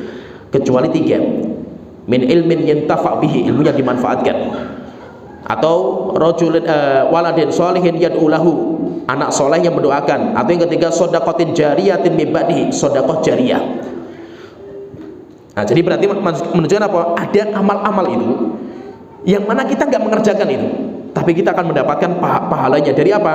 Karena kita itu menjadi perantara. Maka yang penting itu fahami ucapan saya itu. Yang kita perbanyak itu yang ini. Fahami ini. Yang harus kita perbanyak, kita siapkan sekarang itu asetnya itu yang ini. Kenapa? Kalau amal kita sendiri, antum itu maksimal bisa berapa sih gitu? Contohnya misalkan sholat, antum sehari maksimal sholat 5 waktu, sholat fardu itu berapa kali itu? Kita maksimal 5, nggak ada 6, nggak ada 10, nggak ada gitu. Setiap badan kita itu cuma 6 kan itu. Puasa Ramadan itu berapa kali antum bisa itu? Puasa cuma 1 bulan, nggak bisa nambah itu yang wajib kan gitu. Kalau Kalau badan kita itu kita paksakan untuk maksimal, nggak bisa badan kita, lemah sekali badan kita itu. Demikian juga misalkan gini, antum bisa nggak mengumpulkan semua pahala itu? Antum mujahid, antum orang yang sodakoh, antum ustadz yang mendakwahkan itu, bisa nggak mengumpulkan semua kebaikan? Nggak bisa gitu. Kita punya satu pintu masuk surga saja sudah alhamdulillah gitu itu kan itu. Saya sebagai seorang ustadz misalkan, pintu saya dakwah, itu yang saya jalankan. Saya nggak bisa bakti sama orang tua, nggak bisa bakti, pintu bakti saya tertutup. Kenapa? Ketemu sama orang tua saja mungkin sebulan sekali kalau sempat. Gimana bisa bakti kan gitu. Di sana pun saya kalau mudik cuma 3 hari kan gitu. Berarti apa? Pintu bakti saya tertutup gitu. Pintu sodako saya bukan orang kaya raya kan gitu ya, bisa sodako dengan harta saya itu. Jihad saya bukan orang mujahid, olahraga saja nggak pernah itu, lari ngos-ngosan saya kan gitu. Lihat darah saja mungkin muntah-muntah saya kan gitu, nggak bisa tidur kan gitu. Berarti apa? Banyak kebaikan yang tertutup bagi saya nggak bisa paksakan untuk bisa menguasai semua kan gitu. Kalau badan kita itu lemah sekali itu. Terus apa yang kita siapkan sekarang itu, maksimalkan itu. Itu yang kita siapkan itu apa? Bekas-bekas amal itu. Kenapa? Karena itu yang bisa luar biasa banyaknya itu. Misalkan gini, kita punya harta, saya bikin masjid, satu masjid misalkan ya. Dengan satu masjid yang saya bikin itu, kalau seandainya sholat 5 waktu, setiap sholat 100 orang yang sholat itu, berarti apa? Saya sholat zuhur itu mendapatkan 100 sholat saya itu. Saya sholat sendiri saya dapat pahala itu kalau ikhlas itu. Tapi sholatnya orang-orang yang sholat itu, saya mendapatkan pahala semua itu. Sehingga satu hari bisa 100 kali saya sholat itu. Dari mana itu? Dari orang-orang yang sholat. Saya ambil pahalanya mereka itu. Saya ditransfer langsung itu di MLM itu pahalanya mereka itu. Nggak mengurangi mereka itu. Langsung saya dapat kiriman gitu. Kalau nggak punya harta, saya punya ilmu. Ilmu saya ajarkan itu. Saya misalkan, saya cuma ngajarkan antum misalkan. Saya ngajarkan kebaikan. Dengan ilmu yang saya ajarkan, antum mengamalkan semua itu. Kalau saya ikhlas itu, antum mengamalkan ilmu yang saya ajarkan, saya mendapatkan pahala amal antum semua itu. Nanti kalau antum menyampaikan ke anak antum, istri antum, tetangga antum, dapat lagi saya itu, transferan lagi itu. Luar biasa itu. Jadi maksudnya itu apa? Yang kita siapkan itu mesin pencetak duit, mesin pencetak amal. Nggak usah kita sendiri yang bekerja itu. Tinggal nyalakan saklar cedet, antum mau tiduran, mesinnya jalan terus, mencetak duit terus gitu. Nah itu yang kita siapkan itu. Oleh itu apa? Kalau kita itu memaksakan diri kita, kita mati selesai gitu. Tapi kalau kita siapkan itu pundi-pundi invest amal-amal yang nanti akan terus mengeluarkan pahala, itu yang kita siapkan itu. Maka itu apa? Seorang itu kalau beramal soleh itu, ini fahami ucapan saya itu. Orang beramal soleh itu hitungannya harus matang. Jangan bisnis tok itu, urusan duit hitungannya matang, jelimet itu. Tapi kalau masalah amal itu pokoknya yang penting kecanda bisa amal itu. Pokoknya amal itu. Bukan, amal itu yang terbaik. Cari amal itu yang terbaik. Sehingga para ulama mengatakan itu ketika Rasulullah bertanya, mesti tanya itu yang terbaik itu apa? Yang terbaik itu apa itu? Dan yang terbaik itu bisa beda-beda itu. Jadi maksudnya apa? Contohnya gini, saya contohkan maksudnya itu. Maksudnya itu dalam masalah amal itu orang harus cari yang terbaik bagi saya itu apa itu. Jangan yang penting saya amal itu. Kayak orang bisnis itu. Bagaimana cara bisnis supaya kita tuh dapat untung yang paling banyak kan bisnis itu. Demikian juga apa? Dalam masalah amal. Contohnya saya contohkan misalkan itu. Saya punya uang 100 juta misalkan itu. 100 juta itu, saya sudah haji, saya sudah umroh itu. 100 juta itu, amal apa yang terbaik bagi saya itu? Kalau seandainya 100 juta untuk haji yang kedua, kan sering itu orang-orang kaya haji setiap tahun haji itu. Haji yang kedua itu sunnah, hitungannya sunnah. Yang kedua, ibadah haji yang besar itu keikhlasan itu susahnya luar biasa itu. Ya kan? Coba daripada saya itu haji yang hukumnya sunnah itu. Jika seandainya 100 juta itu kita siapkan dai-dai, orang-orang miskin, kita ambil, kita biaya itu belajar di pondok, belajar sampai ke luar negeri itu. Kita ambil misalkan 10 orang, kita biayai mereka, pulang jadi ustadz semua itu. Pulang mereka ngajar semua, punya murid semua itu. Berapa pahala kita itu? Berarti apa maksudnya apa? Kita itu harus punya kalkulasi itu, amal kita itu yang terbaik yang apa gitu. Ya kan, paham ya? Contohnya misalkan saya itu, kenapa kok yang saya pilih itu kok jalan dakwah itu yang saya pilih itu? Kenapa? Karena pintu masuk surga terbaik bagi saya dakwah. Kenapa? Saya dimudahkan semua sarana untuk berdakwah, saya dimudahkan untuk belajar. Apalagi belajar sampai ke luar negeri, itu kan hidayah mahal. Saya bisa belajar kitab ini itu. Pulang ke Indonesia, pintu terbuka bagi saya untuk masuk surga itu dakwah. Karena pintu yang terbuka bagi saya dakwah, saya harus tinggalkan orang tua. Akhirnya apa? Saya nggak bisa bakti sama orang tua itu. Kalau orang bertanya itu, terus amal yang terbaik itu apa? Kan amal yang terbaik itu bakti. Iya, bagi memang orang yang pintu surganya terbuka bakti sama orang tua itu. Ya, paham tergambar ya maksudnya? Maka saya fokus ke sini. Maka maksudnya itu apa? Setiap kita itu fokus terhadap amal yang terbaik. Kalau misalkan antum misalkan, kok yang dimudahkan sama Allah itu dagang, sampai jadi orang yang punya lah, orang yang berada itu. Antum jangan tinggalkan itu demi belajar. Banyak orang-orang kayak gitu itu, sudah kaya, sukses, tinggalkan kerjaannya mondok. Rupanya mondok ngafal Quran itu mati-matian itu. Sudah kerjaannya hancur gara-gara dia mondok, pulang mondok nggak dapat ilmu itu. Kenapa? Al-Qur'annya nggak khatam, mutung dia itu. Coba kalau seandainya kerjaan dia fokusi itu, fokus dia kerja itu. Wes saya nggak usah jadi ustadz nggak apa-apa itu, nggak usah jadi Superman semua gitu. Ronaldo itu cuma satu itu, nggak semua satu tim itu kan Ronaldo semua kan gitu. Akhirnya apa? Udah saya dorong ustaz-ustaz saja lah itu. Saya dengan harta yang saya miliki itu. Dia bukan ustaz, bukan orang kaya, tapi dia punya aplikasi apalah itu, teknologi. Dia ciptakan teknologi, masukkan ustaz untuk berdakwah di situ. Semuanya itu punya jalur masing-masing itu. Yang keliru itu apa? Copy paste. Sukanya itu ikut-ikut orang gitu. Ustadz tuh masya Allah jadi ustadz itu luar biasa, ceramahnya enak, pengikutnya banyak itu. Akhirnya apa? Saya jadi ustadz saja lah. Jadi ustadz itu butuh hafal Quran gitu. Jadi ustadz itu butuh belajar bahasa Arab gitu. Dan itu apa? Susahnya mati-matian itu. Belum tentu antum itu dimudahkan sama Allah Ta'ala itu. Jadi maksudnya di sini itu yang nanti akan dicatat oleh Allah itu dua. Amal yang kita kerjakan langsung, tapi apa? Ini nggak bisa maksimal. Ini nggak akan bisa maksimal gitu itu. Yang kedua itu bekasnya. Bekas itu apa? Bekas itu adalah amalan orang lain yang ditransfer kepada kita karena kita itu menjadi perantara. Bisa dengan sedekah jariyah, bisa dengan anak soleh yang kita ajari, atau dengan ilmu yang kita miliki kita ajarkan ke orang lain. Ini yang pertama. Tafsir yang pertama bahwa asar itu adalah perantara. Kita menjadi perantara kebaikan orang lain. Kemudian yang kedua, kata beliau, pendapat yang kedua, asar itu apa? Beliau mengatakan khutahum ila ta'ati wa khutahum ilal maksiyah. Jalan kakinya orang untuk ibadah dan jalan kakinya orang untuk berbuat dosa dan maksiat. Yaitu kalau orang kita misalkan mau sholat, memang sholat itu yang ditulis sama Allah Ta'ala amal penting, tapi nggak bisa kita sholat tanpa kita itu pergi ke masjid. Maka ada namanya jalan berangkat, ada namanya pulang. Nah itu yang ditulis sama Allah Ta'ala itu. Itu yang ditulis sama Allah Ta'ala, yaitu apa? Perjalanan langkah kaki kita, yang itu sering disepelekan. Itu sering disepelekan itu. Kalau langkah kaki ke masjid itu, Rasul kan mengatakan basyiril masya'ina fid dhulmi, berikan kabar bagi orang-orang yang jalan kaki di waktu yang gelap, Isya dan subuh itu. Mereka nanti akan mendapatkan pahala yang sempurna. Dan yang disebutkan dalam hadis itu semuanya berkaitan dengan jalan kaki.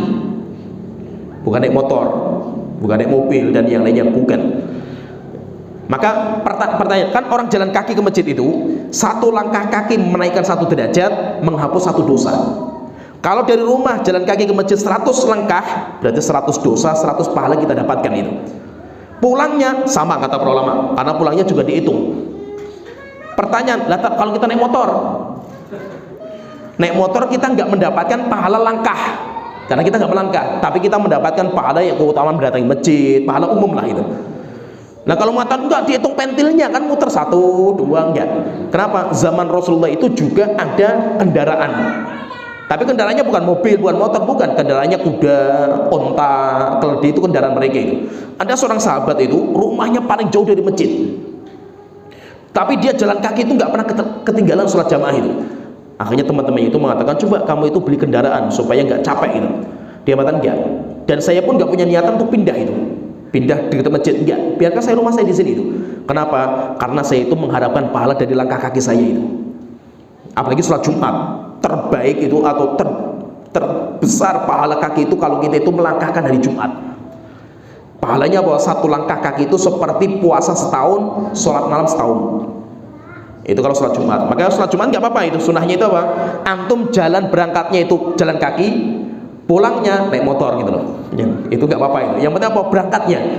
Berangkatnya itu hari Jumat terbaik. Ya. Jadi supaya apa? Supaya seperti ini, supaya antum sehat gitu loh. Maksudnya itu kan supaya antum sehat kan, sehat saja dapatkan itu. Bukan hanya sehat saja, tapi kan kita pahala. Sehat itu nantilah nomor berapa itu. Tapi kan sehat orang muslim itu kan itu. Ada sebuah riwayat bagus sekali, dikeluarkan oleh Imam Ahmad dari Jabir bin Abdillah. Rasulullah mengatakan kholatil biqa'u haulal masjid. Masjid Nabawi itu beberapa tempat sekitar masjid itu masih banyak tanah kosong. Fa'arada Banu Salamah ayantaqidu qurbal masjid. Akhirnya kabilah namanya Bani Salamah jauh dari masjid itu. Mereka rencana pengen beli satu petak tanah dekat masjid untuk pindah semuanya di situ itu. Akhirnya fabalagha dzalika Rasulullah, sampai beritanya ke Rasulullah. Maka Rasulullah tanya sama mereka, apakah innahu balaghani annakum turiduna an tantaqilu qurbal masjid? Sampai kabar kepada saya kalau kalian itu pengen pindah rumah dekat masjid itu. Mereka mengatakan, qalu na'am ya Rasulullah, benar wahai Rasulullah itu. Qad aradna dzalika, kita pengen seperti itu. Maka Rasulullah mengatakan, ya Bani Salamah diyarakum, wahai Bani Salamah, tetap kamu tinggal di sana saja, enggak usah pindah itu. Diyarakum, kamu jaga rumah kalian itu. Tuktabu atharukum, kenapa? Jalan kakinya kalian itu akan ditulis sama Allah Ta'ala itu. Bahkan ada sebuah riwayat ini, Masya Allah, ini luar biasa ini, keutamaan bagi orang yang merantau. Ini bukan hanya rumah jauh dari masjid, merantau itu luar biasa ini. Yaitu hadis yang disahihkan oleh Syekh Ahmad Syakir, bagus sekali hadisnya itu, dikeluarkan oleh Imam Ahmad dari Abdullah bin Amr. Beliau mengatakan, tuwfiya rajulun bil Madinah. Ada orang meninggal di Madinah. Orang Madinah meninggalnya di Madinah. Tapi bukan di Madinahnya itu masalahnya itu. Tapi apa? Rumahnya meninggalnya dia itu rumah dia lahir gitu. Jadi nggak pernah pindah itu. Itu saja hidupnya di situ itu. Rumahnya dia sejak orang tuanya sampai orang tuanya meninggal sampai dia mati juga di rumah itu. Nggak pernah pindah itu, nggak pernah merasakan bagaimana susahnya keluar dari rumah itu. Maka Rasulullah mengatakan ketika ada orang itu meninggal di rumahnya, rumah orang tuanya itu. Fasalla alaihi Nabi sallallahu alaihi wasallam. Rasulullah datang kemudian mensolatkan orang itu.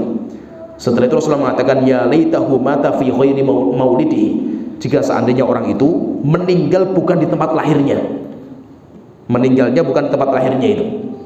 Faqala rajulun minan nas, akhirnya ada orang tanya, wa lima ya Rasulullah? Lah kenapa wahai Rasulullah itu? Kenapa sampai kau mengatakan kalau seandainya orang itu meninggal bukan di tempat lahirnya itu? Kenapa sampai seperti itu? Maka Rasulullah mengatakan, innar rajula idza tuwfiya fi ghairi maulidihi. Karena kalau ada orang dia meninggal bukan di tempat lahirnya itu, qisalahu min maulidihi ila munqati atharihi fil jannah. Maka dia nanti akan ditulis antara tempat lahirnya sampai tempat meninggalnya, di situ juga nanti di surga itu jaraknya itu. Semakin jauh dia itu tempat meninggalnya, berarti semakin jauh dia itu nanti di surga, semakin tinggi jaraknya di surga itu. Tapi maksudnya hadis ini bukan berarti harus meninggalkan Madinah, kata para ulama, karena Madinah itu punya keutamaan khusus. Siapa yang tinggal di Madinah, sahabat di Madinah itu memiliki keutamaan khusus. Bukan berarti memerintahkan untuk keluar dari Madinah, bukan. Tetapi minimal kita itu harus merantau. Seseorang itu harus merantau, jangan tinggal di situ terus, jangan itu. Kenapa? Karena kita harus keluar dari tempat itu untuk merasakan bagaimana kehidupan yang sejati itu. Kalau Imam Syafi'i belum mengatakan tagharrab anil autani fi talabil ula. Merantau itu ada 6 keutamaan. Merantau itu ada 6 keutamaan. Belum mengatakan tagharrab anil autan. Jadilah kamu itu orang asing terus gitu. Maksudnya apa? Kita itu sering pindah-pindah itu. Jadi orang asing itu. Tagharrab anil autani fi talabil ula, untuk mencari ketinggian, martabat yang tinggi itu. Safir fafil asfari khamsu fawaidi. Safarlah kalian karena dalam safar itu ada 5 keutamaan. Tafarruju hammin waqtisabu ma'isyatin wa ilmin wa adabin wa suhbatu majidi. Tafarruju ham, kita sering safar, sering keluar, sering jalan-jalan itu apa? Menghilangkan rasa penat. Tafarruju hammin waqtisabu ma'isyatin, dan kita bisa mendapatkan rizki. Banyak orang Pekalongan dapat kerjaan malah di Semarang itu. Orang Semarang dapat kerjaan malah di Pekalongan itu. Jadi bisa muter-muter seperti di situ. Waqtisabu ma'isyatin wa ilmin, kita mendapatkan banyak ilmu. Wa adabin, demikian juga adab istiadat. Wa suhbatu majidi, dan kita akan mendapatkan banyak berkumpul dengan orang-orang mulia. Sampai Imam Syafi'i juga mengatakan, air itu kalau terlalu banyak diem, yufsiduhu, itu akan merusak. Diamnya air itu akan merusak air itu. Terus bagaimana? Air itu harus bergerak. Oleh itu maksudnya itu, ini menunjukkan kalau pendapat yang kedua itu, asar itu apa? Langkah kaki. Semakin kita itu punya langkah kaki, apalagi dalam kebaikan, kerja mencari nafkah itu adalah kebaikan itu. Langkah-langkah kaki untuk mencari kebaikan itu nanti semakin banyak pahala yang ditulis sama Allah Ta'ala. Sampai di sini pembahasan surat Yasin di muqaddimah. Nanti insyaallah kita akan masuk cerita dinamakan dengan Ashabul Qaryah. Bagus sekali ceritanya itu. Nanti insyaallah kita masuk di pertemuan berikutnya. Berarti kita sudah sampai di ayat ke-11. Nanti kita masuk di ayat berikutnya. Ayat ke-12 kita sudah selesai. Ya 12, kita nanti insyaallah masuk ke ayat ke-13. Sampai di sini pembahasan kita. Wa akhiru da'wana alhamdulillahi rabbil alamin. Sallallahu alaihi wa alihi wa sahbihi ajmain.